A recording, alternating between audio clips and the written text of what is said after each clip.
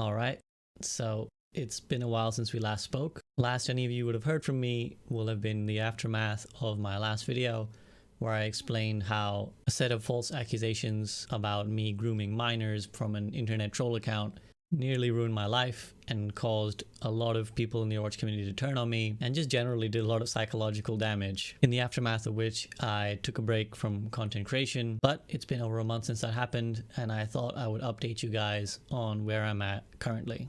First and foremost, I just want to say I'm very, very grateful and thankful to all the incredible messages of love and support that so many of you have sent towards me, either in the comments, privately, on Discord or Twitter, or just anywhere really. And yeah, I'm just eternally grateful that so many of you were wishing so well for me, and it was truly humbling and truly touching. For those of you who've been worried, I'm okay.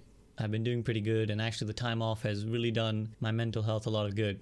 Because staying off of Twitter, social media, Discord and all that has really been good for me to kind of just think about myself, who I am, what I want to do, and spend time with my friends, and also just spend a lot of time alone and introspecting. Now, there's a lot of things that I've been thinking about in this time, and a lot of things that I'd like to discuss in this video. And like the previous one, I'm just going to treat this as like a video diary of sorts. So this might be quite philosophical and rambly, so forgive me for that. To answer some of the more important and pertinent questions to save you guys some time, first and foremost of which, what have you done about the whole incident and the person who defamed you and falsely accused you of these things?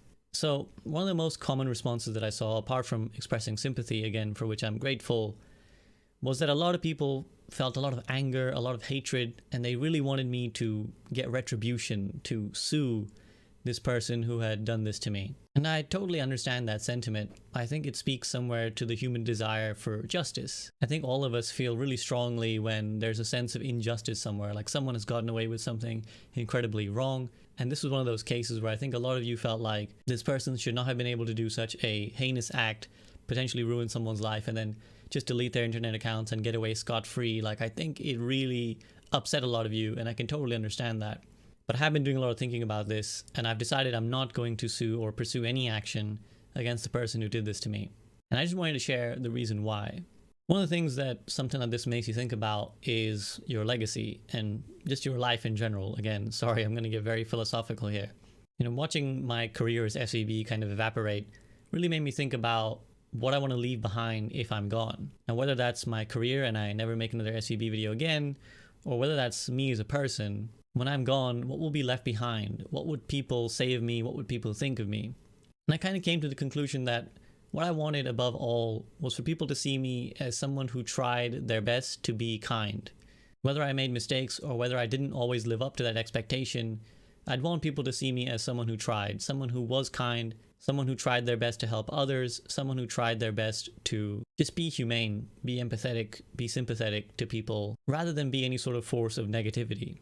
And the thing about life is that you have to tell yourself a story about how the world works, how you work. The world is either a rosy, optimistic place, or it's a cynical, negative place, or somewhere in between. And we don't really get a concrete answer. We just get things that either affirm our beliefs, or come into conflict with them, and either make us change our mind, or we ignore them.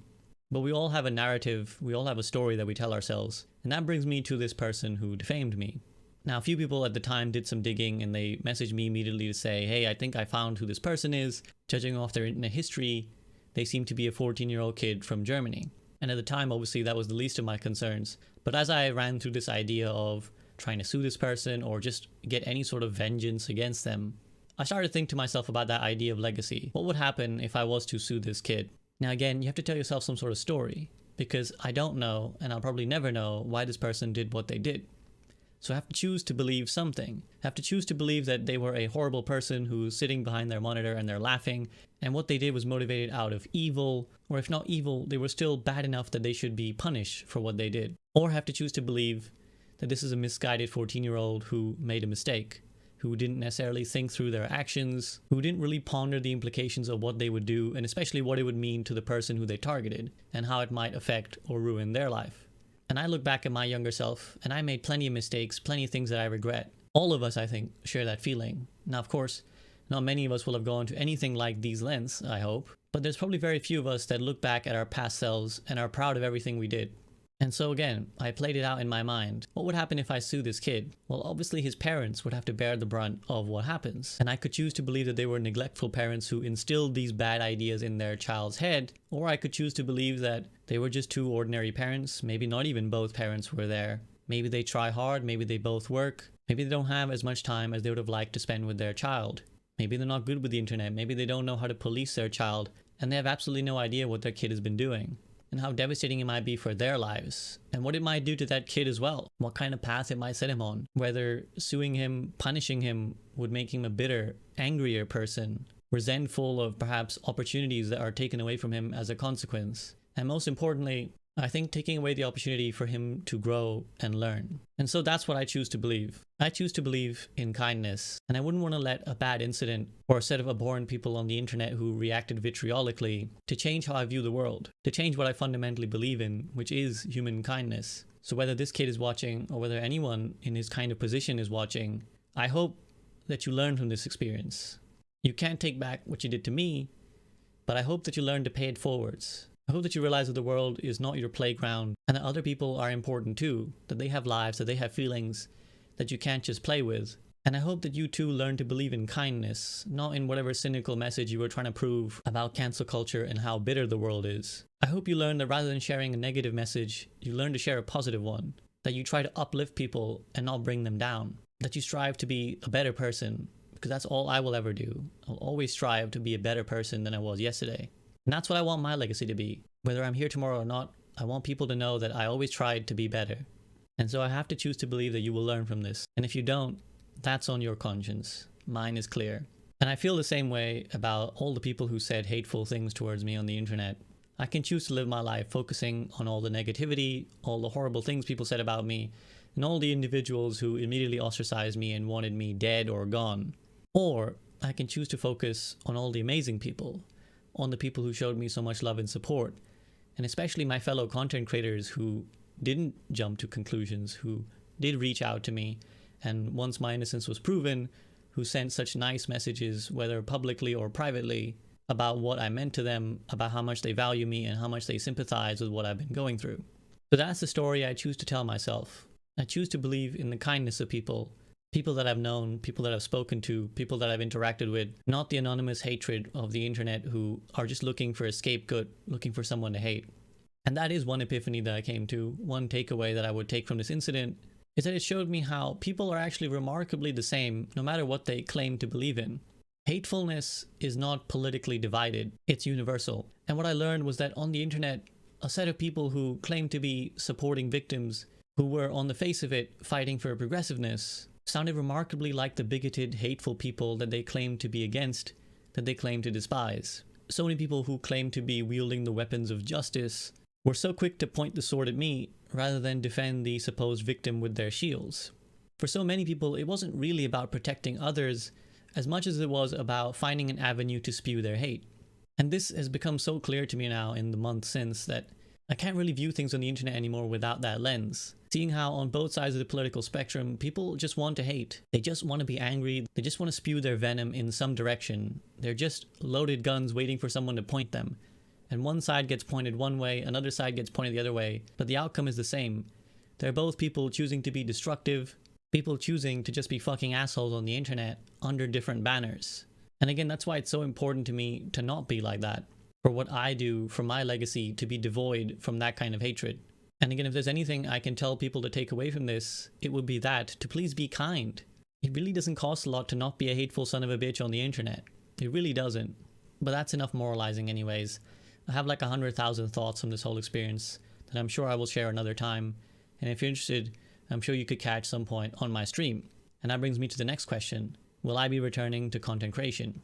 Now, in a way, I never really quit content creation because while I wasn't doing anything as SVB, I did make a video that I'm personally very proud of for my second channel, The Soak. It's a video on Avatar: The Last Airbender, which is a show that's very dear to my heart, and it explores the redemption arc of Zuko and why I think it's one of the most well-written redemption arcs in TV and movie history. And so it was very nice in this break to rediscover some of my other passions, film and TV being one of those. So if you're into that kind of stuff, please do check it out. It would mean a lot to me. But beyond that as well, I've been writing a book. It's going to be a book on how to get good at video games. And it's something I wanted to write for a long time. as someone who's always had a passion for this and always been good at figuring games out without necessarily being mechanically very gifted. So I'm in the process of writing that. I hope to publish it as an ebook at some point, and when I do, I'll make an accompanying video as well that explains some of the core concepts.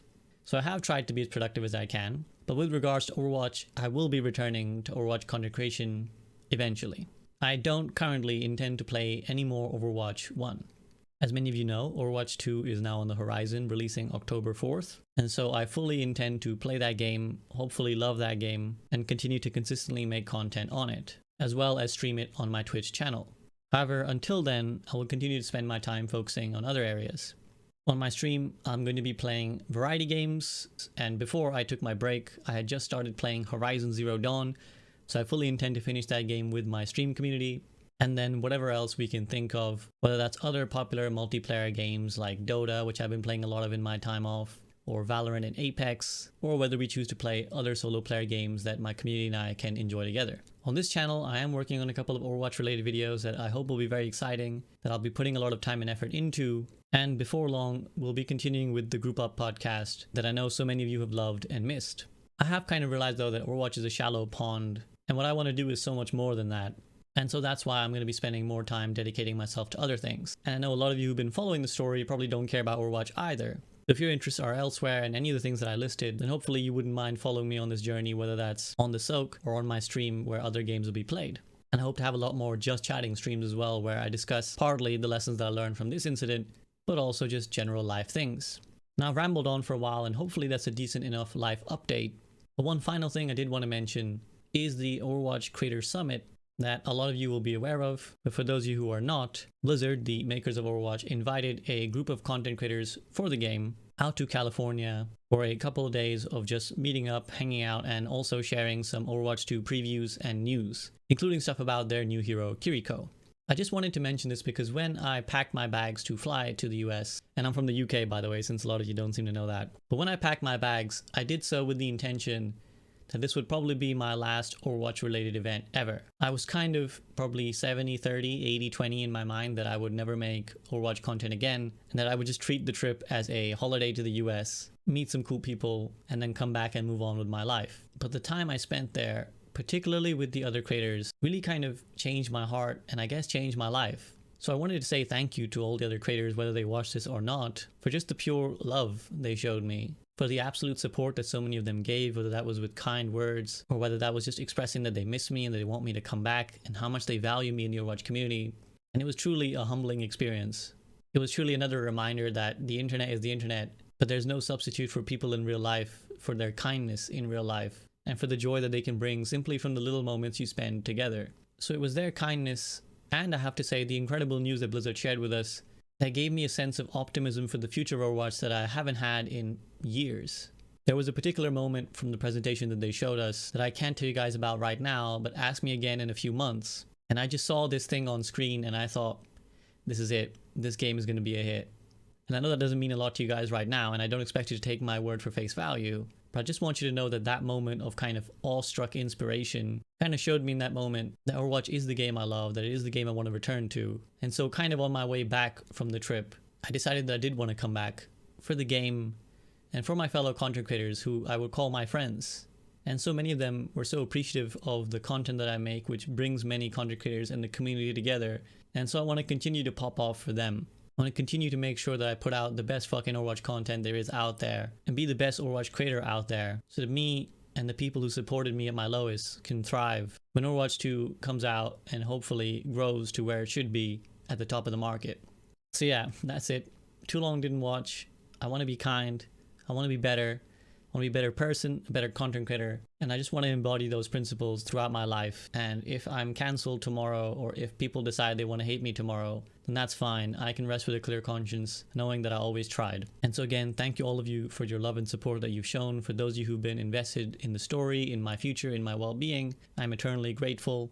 Oh, and I forgot to mention while I was recording this video that if you want to keep up to date with what's going on with me in my life, the best place to do so is my Discord server. So you can follow the link to that in the video description, along with my Twitch channel, which is where I'm generally more active than my YouTube channel. Otherwise, Twitter as well is a good platform for the updates that you might want to hear from me. I hope I will see you guys, whether that's here again on this channel, on the Soak, or on my stream, and I hope to live up to the love and respect that you've all showed me, and I will strive my best to always do so.